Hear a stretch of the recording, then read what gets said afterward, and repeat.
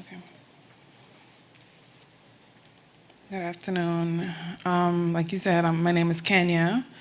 I just want to apologize. I didn't get a chance to fellowship or network with anyone here. I'm very much under the weather, so I'm going to do my best right now to give my presentation. So our topic, we changed it a little. It's groundwater contamination and catastrophes and engineering measures for mitigation. An overview of it, we're going to look at groundwater contamination in terms of the possible causes, the effects. We're going to look at some engineering management strategies, some engineering prevention measures, some potential impacts. We're going to look at just maybe social and economic impacts, and some of the environmental and health impacts.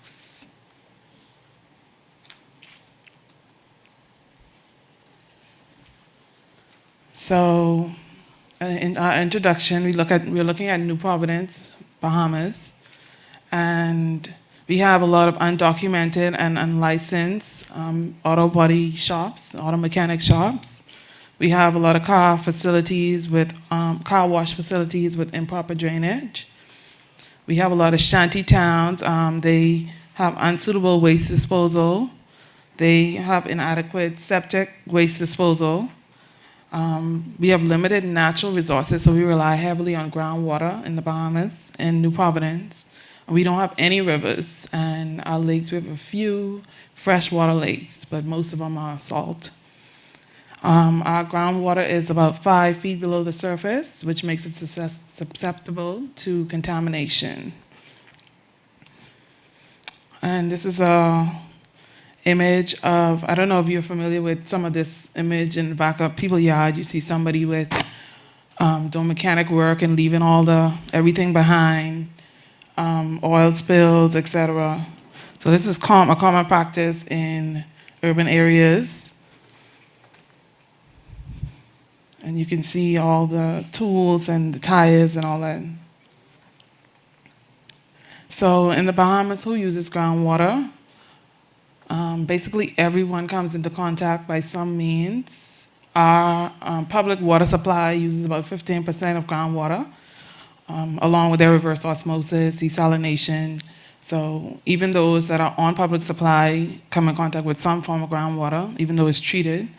Over 20% of the citizens actually still have their own well, and so they use groundwater. And then most of the shantytown residents use groundwater because it's free and cheaper. And so this is I don't know how shantytowns are here, but this is an example of a shantytown.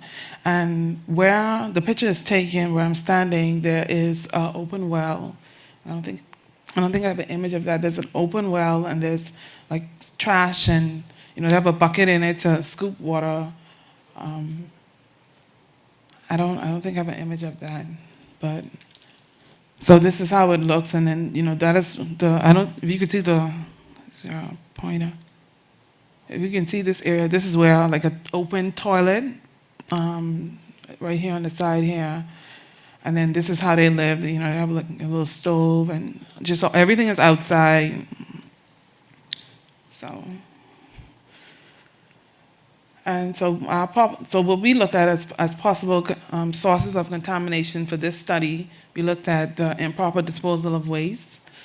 We looked at the open septic systems, or even leaky septic systems. A lot of people have septic tanks in the Bahamas and cracks. There's little checks done, little maintenance done on those. So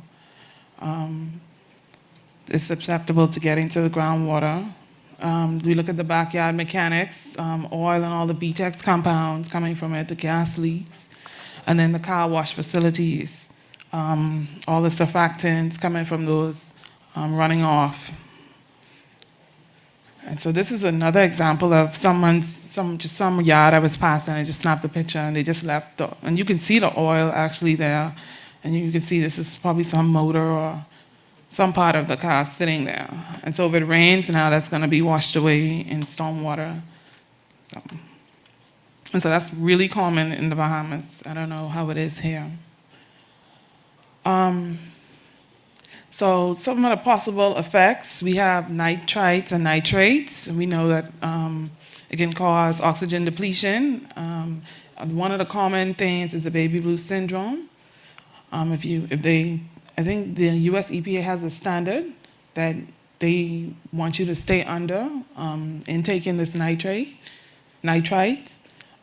So you can have baby deaths, if babies are taking too much of it. Then it's also the eutrophication, where the water body is unusable. Plants grow, it makes the water body unusable.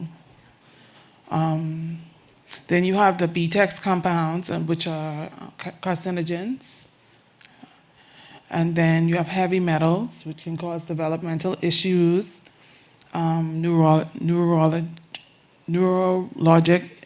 damage, and heart diseases. And you have bacteria and pathogens, of course, from septic. They can cause intestinal diseases.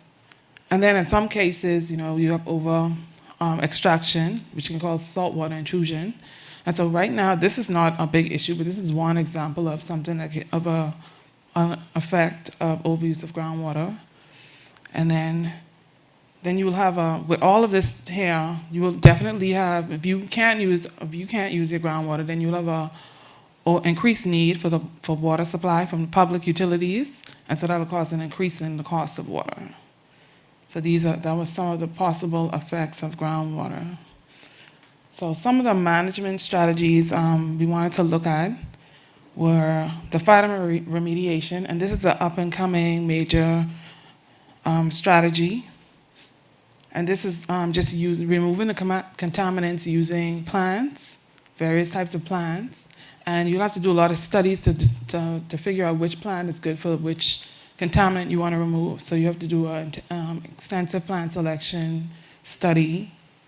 But basically, it's really cheap. You just plant the plant and allow the plant to uptake the contaminant. And there are different types of plants that take up different things. So some plants use phytoextraction, where they uptake the contaminant and hold it. And that plant, you'll have to destroy that after a certain amount of years. And then it's the phytodegradation, where the plant actually turns the contaminant into something usable or something that can be returned to the environment in a safe way. Or there's the phytostabilization. An example of phytostabilization is just planting a plant in an area where there's likely to be a lot of erosion, and so it holds the soil together, and so you won't have all that erosion and all the movement of the contaminants. And then you can use an example of the phytoremediation is like a constructed wetland. So you plant a lot of crops somewhere, and you allow water to settle, and it reduces the nutrients or contaminants, whatever.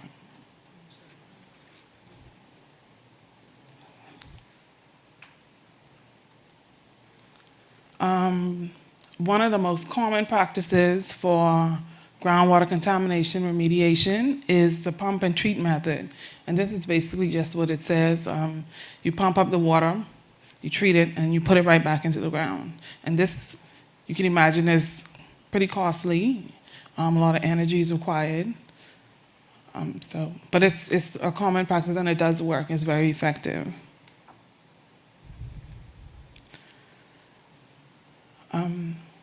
So another thing that we need to look at, and in the Bahamas, we don't do much research. It's not a research-oriented country. So we have a lot of things that we don't even know about. So right now, I brought up this topic about the groundwater, but we're not ready. I don't think the Bahamas is ready for anything that happens in terms of the groundwater. We don't have any information to look at past information. We don't have any present information, so we can't predict future outcomes. So it's hard for us to develop trends for water contamination, or to even know exactly where our contaminations are coming from. So all of this is just an estimation of where we think the contaminants are coming from, should there be contaminants in the water.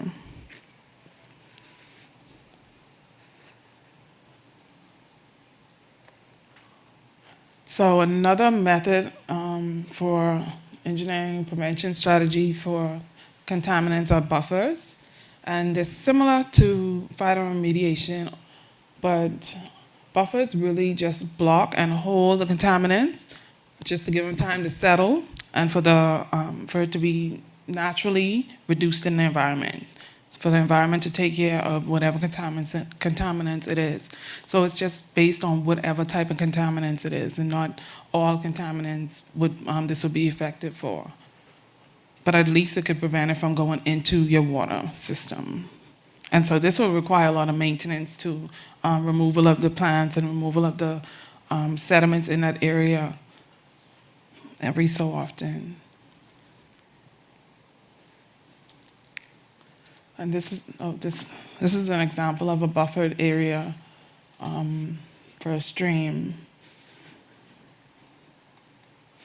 And you're probably seeing a lot of this around here. I don't know, we don't have any rivers, so you won't see an image like that, but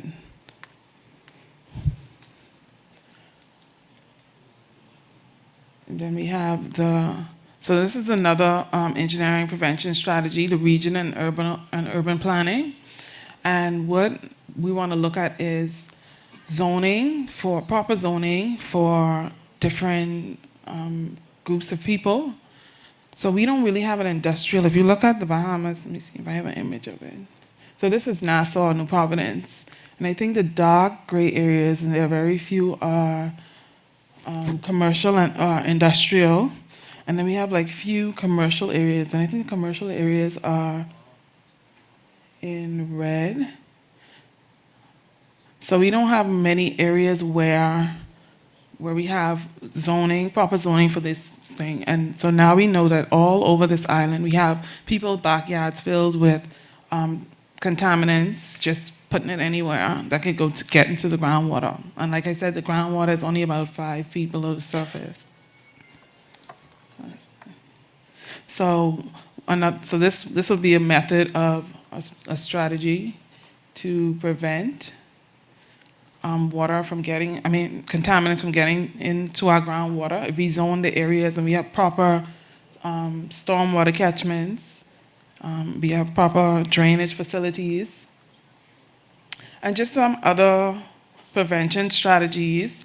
We could have policy changes and implementations. We don't have many proper policies in place to prevent this type of thing. There shouldn't be anyone wasting oil in the back of their yard anywhere for any reason. There should be proper facilities to take your oil to.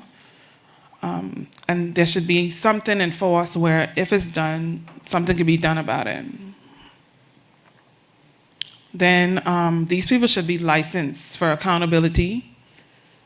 And like I said, proper waste disposal. Also in terms of the shanty towns, there should be minimum living conditions. There should be, people rent these places to these shanty residents. They don't just squat in all cases. And they rent them without proper facilities. So there should be minimum living conditions for residents of shanty towns. And then there should also be a yearly maintenance check for septic systems. We don't really have any policies in place for that I'm aware of. And so we looked at that. And so we're going to look at some of the potential impacts, like the social and economic will affect the quality of life and your financial means. Then there's the environment and health that affects human life and atmospheric contamination. So some studies suggest that there's property devaluation when you look at groundwater contamination. There's also a need for a crisis plan. Like I said, we have a lot of residents in the shantytown. We have big shantytown areas. A lot of those people don't speak English, so we need to get a plan in place when there is a problem with the groundwater. We need to be able to get the message to them to stop using it. We also need to get the connection for a proper water supply to every household. So even if they want to continue using groundwater, in the event that they have to stop using it, there should be a way for them to get public water supply. Then there's going to be a greater demand on water which means which will drive up the cost. And if we get some of the residents, especially in the shanty towns, who are not prepared to pay a water bill on public water supply, they're going to incur a cost. And so that's going to be probably another dependence on the government. So some of the environmental and health impacts, and I mentioned some of the impairments and ailments already, but we know there's going to possible spread of diseases and other ailments to humans. So in summary, we just looked at, the groundwater and its contaminants, the possible effects, the potential impacts. We look at the sources of contamination and what we can do to prevent it. And then we also looked at some strategies for remediation. So what we found is that groundwater has potential to be contaminated. With all of this study, what we wanted to do is we wanted to get our government to look at funding a project or funding research behind this, because we don't know. I know in some areas people complain about the scent of their groundwater, the taste of their groundwater. So in many areas, maybe people aren't supposed to be using it. We have a lot of areas that flood, so we have a lot of issues. So we really want to get this out there so that our government could start running tests, taking samples on a consistent basis. We know there are a lot of social and economic health and environmental factors associated with this. And this could become an epidemic in the Bahamas. I mean, if a lot of people become sick from groundwater, then that's going to put a burden on our health department. And so we need to get a plan in place for this. And so that's basically what this research is about, what this study is intended to do. Thanks.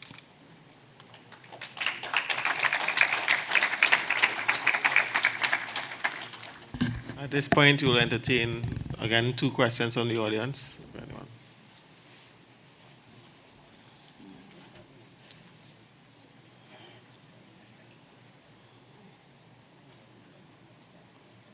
Vincent Mellows. Just a quick question. What do the schools do? I had a student some time ago who was from Bahamas. She's saying that the students are trying to use some runoff water from the roofs and also to collect it and try some treatment methods. What happens with the schools normally? I haven't heard anything about that. I don't know anything about the schools. There's actually nothing being done in terms of groundwater or even water reuse. I think the public water supply have a small reuse plant, but not that I know of anything. And maybe that's just a particular project for a particular class, or was it the college, or was it? She was at the University of West Indies. She did the environmental engineering program. Okay. And she went back all in too, so I wonder what has happened since then. Yeah, so it probably was just a course she did and a project for her class. Yeah, but that's something we need to look at.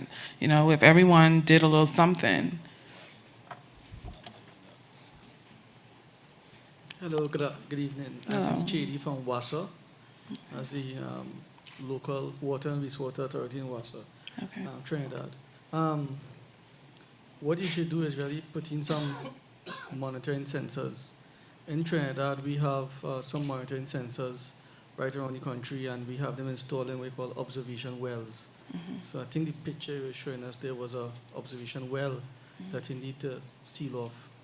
And from that, you start to get your data. So you could actually do some mitigation, respect to your groundwater. Yeah, that's a good point. We are trying to get funded. I work for a private company right now, and so we put in proposals and stuff to the government, letting them know what the problem is, what we need to do to solve this problem, or how we go about even finding out if there really is a problem, or just to show that there's a problem. But we have not gotten any response, and so that's why we want to expose it. Mm-hmm.